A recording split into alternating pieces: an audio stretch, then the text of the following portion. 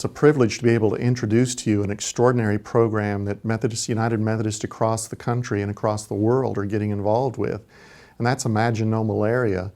It's amazing that even in this day and time, every 60 seconds someone dies of malaria around the world, and this is a preventable and treatable disease. And United Methodists have united with other churches and other secular organizations to really try to eliminate this killer disease in our lifetime. And this is an achievable goal. I was amazed and humbled at annual conference to see the extraordinary response of our churches, our pastors, and lay people as we lifted up this concern. And already people have stepped forward, congregations have stepped forward, asking how they can make a difference.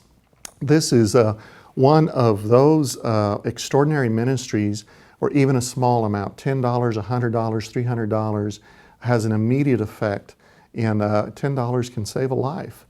And so I hope you and your congregation, as you listen to the other presentations, as you get involved and look at some of the materials and learn about this, I hope you'll take a step forward. I hope there are 30, 50, 60, 70 great ideas about how congregations and youth ministries and women's ministries and men's ministries and various parts of our churches can get involved with this. And I hope you'll think about being one of those churches that picks 1, 2, 3, 4 good ideas and runs with it, because it could really make a difference. And I'm so proud of our United Methodists in Missouri and their just compassionate and generous responses. I give God thanks for every one of you, and I pray that God will bless you as you are a blessing to others. Now I'd like to take a moment to introduce to you Jennifer Long. Jennifer Long is from Missouri. She's a member of one of our churches, serves on a church staff, and she has this amazing story to share about her own personal experience with malaria. Well, I'm Jennifer, and I am a wife and mom of 4 kiddos, and I live in the suburbs of St. Louis, Missouri, and I'm just like everybody else and loving on my kids and being a stay-at-home mom. And in 2005, I had an experience that just rocked my world and was completely unexpected. I was 4 months pregnant with our 4th child, and I became very, very sick. And on my 2nd trip to the emergency room, just in trying to figure out what in the world was wrong with me, my fever was getting close to 104 degrees, and we couldn't come up with anything that was causing that. And I finally happened to just mention to the doctor that I had been in Central America on a mission trip about 9 months prior. And it was like the light bulb went off in the doctor's eyes, and he said, "Were you bitten by any mosquitoes while you were there?" And I knew instantly that I was lying there in a hospital in the middle of the United States of America, pregnant with malaria. I spent about a week in the hospital and had an excellent team of doctors and medication that was readily available. I came home to recover, and in that time I knew I had to learn everything I could about malaria. What is this disease?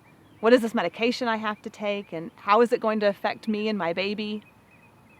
And the information that I was ingesting was absolutely staggering, that this curable disease was so devastating throughout our world. My baby boy was born perfectly healthy, right on time, and we named him Jacob because I had wrestled with God.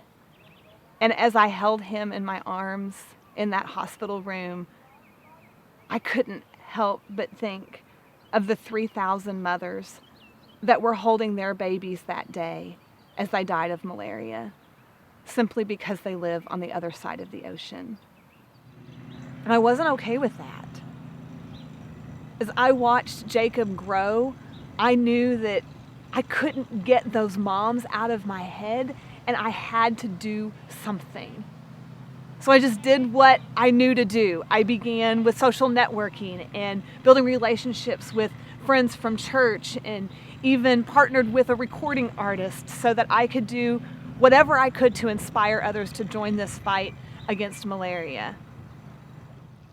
In 2012, I was approached by Imagine No Malaria, and needless to say, I was elated at the opportunity to join forces with such an extraordinary effort against this disease. And the good news is that we're making progress. It's no longer 3,000 moms every day. The number continues to decline.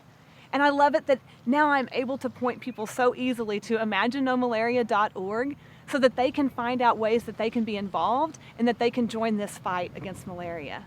As exciting as that progress is, we still have work to do. But I believe when we come together that we really can win this fight. I, for one, really can imagine a day when there are no more deaths from malaria.